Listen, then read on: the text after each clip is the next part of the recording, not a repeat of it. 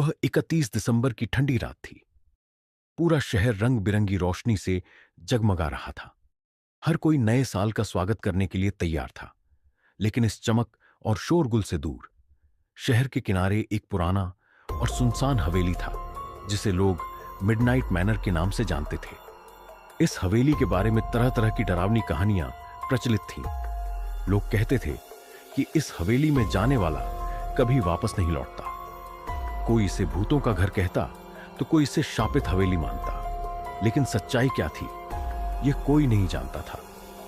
इस साल नए साल की पार्टी का प्लान बनाने के लिए 5 दोस्त अदिति, रोहन, तान्या, अर्जुन और विक्रम एकजुट हुए। सभी 25-26 साल के थे और डरावनी कहानियों का मजाक उड़ाना उनकी आदत थी। रोहन ने कहा, इस बार न्यू ईयर पार्टी में कुछ अलग करते हैं। हर बार जैसे होटल या क्लब में जाते हैं वैसे नहीं। अर्जुन ने मजाक करते हुए कहा, तो क्या मिडनाइट मैनर में पार्टी करें? सब हंसने लगे। लेकिन विक्रम ने गंभीरता से कहा, क्यों नहीं? वैसे भी ये सब कहानियां फर्जी होती हैं। वहां जाकर देखेंगे और अगर कुछ मिला तो हमें यादगार अनुभव होगा। तान्या थोड़ी घबराई हुई थी। उसने कहा, मुझे नहीं लगता कि यह सही होगा। ये जगहें सच में खतरनाक हो सकती हैं। लेकिन बाकी सभी ने उसे मना लिया। आखिरकार वे सभी मिडनाइट मैनर में नए साल की रात बिताने का फैसला कर बैठे। 31 दिसंबर की रात, जब घड़ी में 11 बजे थे, वे सभी अपनी कार से मिडनाइट मैनर पहुंचे। हवेली काली छाया में छिपी हुई लग रही थी। जंग लगी गेट के पास पहुंचते ही ठंडी हवा का झोंका आया, जैसे हवेली ने उनका स्वागत किया हो। अंदर घुसते ही हवेली का सन्नाटा दिल दहला देने वाला था। फर्श पर धूल की मोटी परत जमी थी और दीवारों पर पुराने जाले लटक रहे थे। रोहन ने हंसते हुए कहा, देखो, कोई भूत हमें चाय पिलाने तो नहीं आया? अचानक हवेली के अंदर से धीमी धीमी गूंजती हुई आवाज सुनाई दी। सभी चौंक गए।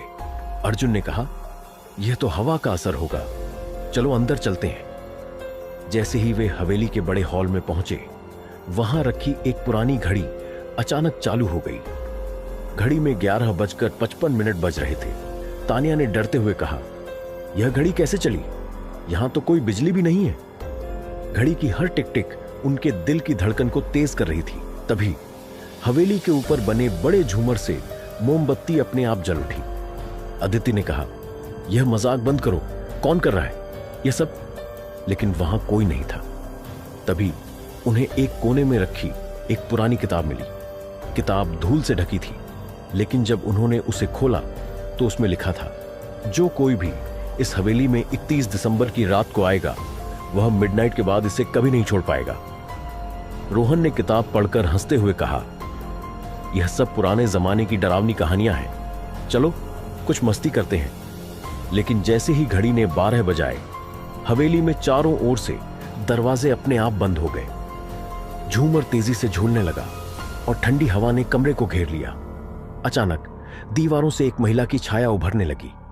उसका चेहरा विकृत था और उसकी आंखों से खून टपक रहा था।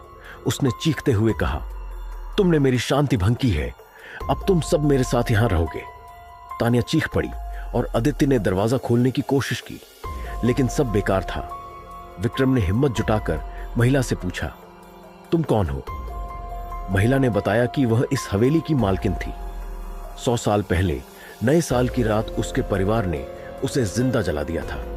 उसके मरने के बाद से वह हर नए साल की रात बदला लेने के लिए जागती है।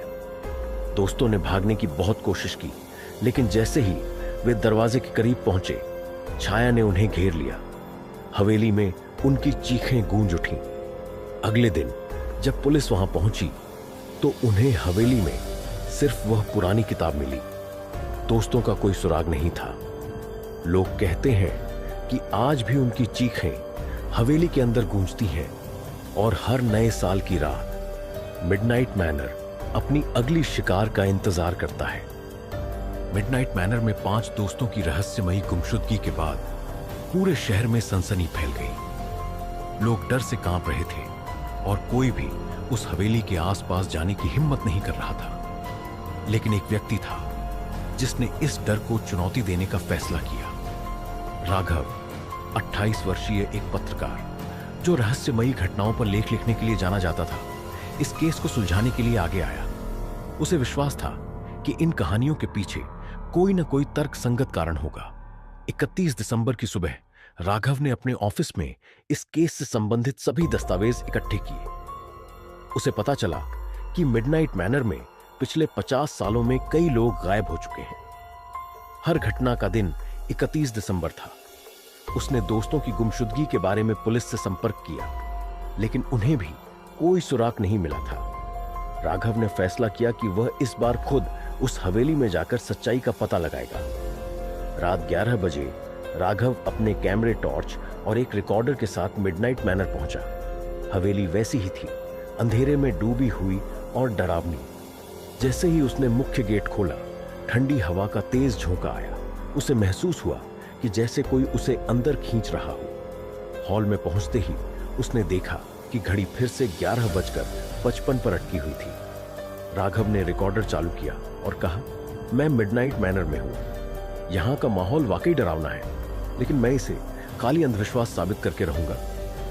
जैसे ही राघव ने जांच शुरू की, उसे हॉल के एक कोने से धीमी धीमी फुसफुसाहट सुनाई दी। वह उस आवाज की ओर बढ़ा। दीवार पर छाया के आकार में कुछ लिखा था, तुम्हारा समय खत्म हो रहा है। राघव ने दीवार को ध्यान से देखा। अचानक दीवार से खून की बूंदें टपकने लगी। उसका दिल जोर से धड़कने लगा, लेकिन उसने खुद को शांत रखा और आगे बढ़ा। हवेली की पुरानी लकड़ी की सीढ़ियां टूटने के कगार पर थीं। राघव ऊपर जाने के लिए सीढ़ियां चढ़ने लगा। जैसे ही वह आधी सीढ़ियों तक पहुंचा, उसने देखा कि ऊपर एक काले साए जैसी आकृति खड़ी है। उसके हाथों में एक लालटेन थी और उसकी आंखें ज्वालामुखी की तरह चमक रही थीं। अचानक वह आकृति हवा में गायब हो गई। राघव ने टॉर्च चालू करके सीढ़ियों के ऊपर देखा, लेकिन वहां कुछ नहीं था। ऊपर के कमरे में उसे एक और किताब मिली। किताब में पुराने समय की एक तस्वीर थी। तस्वीर में वही महिला थी जिसने पहले दोस्तों को धमकाया था। तस्वीर के नीचे लिखा था, यह श्राप तब तक जारी रहेगा जब तक मिडनाइट की आखिरी घड़ी नहीं रुकेगी। राघव समझ गया कि यह श्राप उस घड़ी से जुड़ा हुआ है। उसने घड़ी को ढूंढने की योजना बनाई। जैसे ही वह घड़ी को खोजने निकला, हवेली के हॉल में अजीब सी आवाजें गूंजने लगी। उसने देखा कि दोस्तों की आत्माएं हवा में लटक रही थीं। वे चीख चीख कर मदद मांग रही थीं। रोहन की आत्मा बोली, हमें बचा लो, वह हमें अंदर से जला रही है। राघव ने पूछा, कौन? ये सब किसने किया? लेकिन इससे पहले कि आत्माएं कुछ और कह पाती, काले साए ने उन्हें घेर लिया और वे गायब हो गई। घड़ी ने 12 बजाने में 10 मिनट बाकी थे। राघव ने तेजी से घड़ी की खोज शुरू की। उसे वह घड़ी हवेली के तहखाने में मिली, लेकिन जैसे ही उसने घड़ी को छूने की कोशिश की, उसके पीछे से काले साए ने उसे धक्का दे दिया। उसने देखा कि वही महिला वहां खड़ी थी। उसका चेहरा और भी विकृत हो चुका था। उसने कहा, तुमने यहां आने की हिम्मत कैसे की? राघव ने हिम्मत जुटाई और कहा, मैं इस श्राप को खत्म करने आया हूं। महिला ने क्रूर हंसी के साथ कहा, यह श्राप तब तक खत्म नहीं होगा जब तक मिडनाइट के बाद घड़ी नहीं रुकेगी। लेकिन अगर तुमने घड़ी को छूने की कोशिश की तो तुम्हारा अंजाम भी वही होगा जो बाकी लोगों का हुआ। राघव ने अपनी पूरी ताकत जुटाई और घड़ी को छू लिया, लेकिन जैसे ही उसने ऐसा किया, पूरा तहखाना जलने लगा। चारों ओर आग की लपटें फैल गईं और महिला की चीखें हवेली में गूंजने लगीं। राघव ने घड़ी के कांटों को 12:01 पर रोक दिया। घड़ी टूट गई और साथ ही हवेली की दीवारें गिरने लगीं। राघव किसी तरह बाहर भागने में सफल हुआ। उसने देखा कि हवेली अब खंडहर में बदल चुकी थी, लेकिन उसकी रिकॉर्डिंग में महिला की चीखें अभी भी सुनाई दे रही थीं। अगले दिन जब लोग उस जगह पहुंचे तो वहां केवल राख बची थी, लेकिन राघव की रिकॉर्डिंग ने साबित कर दिया कि मिडनाइट मैनर सच में श्रापित था। राघव ने इस घटना पर एक लेख लिखा, लेकिन उसे कभी पब्लिश नहीं कर सका, क्योंकि हर बार जब वह लेख पूरा करता तो उसके लैपटॉप की स्क्रीन पर वही शब्द लिखे मिलते, तुमने मेरी घड़ी रोकी, लेकिन मेरा श्राप अभी खत्म नहीं हुआ। राघव ने मिडनाइट मैनर को नष्ट कर दिया था, लेकिन श्राप अभी खत्म नहीं हुआ था। हर रात जब वह सोने की कोशिश करता तो अंधेरे में वही महिला की चीखें गूंजती। उसका लैपटॉप बार बार बंद हो जाता और स्क्रीन पर वही संदेश दिखाई देता, तुमने मेरी घड़ी रोकी लेकिन मेरा श्राप अब अनंत है। राघव को एहसास हुआ कि यह कहानी खत्म नहीं हुई है, उसे इस श्राप की जड़ तक पहुंचना होगा। 31 दिसंबर से ठीक एक दिन पहले राघव के दरवाजे पर दस्तक हुई। उसने दरवाजा खोला तो एक बुजुर्ग साधु खड़ा था। उसकी आंखें गहरी और चेहरा रहस्यमयी था। उसने कहा, तुमने उस श्राप को छेड़ा है जो कभी खत्म नहीं हो सकता, लेकिन अगर तुम इसे पूरी तरह से खत्म करना चाहते हो तो तुम्हें उस दुनिया में जाना होगा जहां आत्माएं अनंत काल तक भटकती है। राघव ने पूछा, यह श्राप कैसे खत्म हो सकता है? साधु ने कहा, तुम्हें मिडनाइट की दुनिया में प्रवेश करना होगा। वहां से वापस लौटने वाला कोई नहीं होता, लेकिन अगर तुम सच्चाई जानना चाहते हो तो तैयार हो जाओ। साधु ने राघव को एक अनुष्ठान की प्रक्रिया बताई। उसने कहा, आज रात ठीक 12 बजे अपने घर के सबसे अंधेरे कोने में बैठो और इस मंत्र का जाप करो। यह तुम्हें उस दुनिया में ले जाएगा जहां श्राप की जड़ छिपी है। राघव ने अनुष्ठान करने का फैसला किया।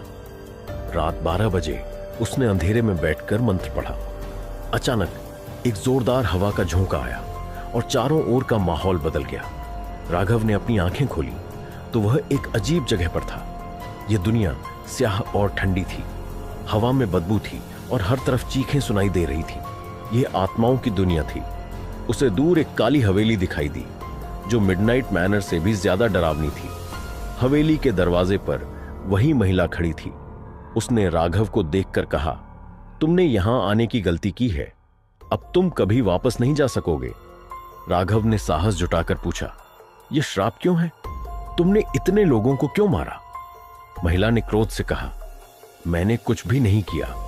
यह श्राप मुझे भी उसी रात मिला था जब मेरे परिवार ने मुझे जिंदा जला दिया।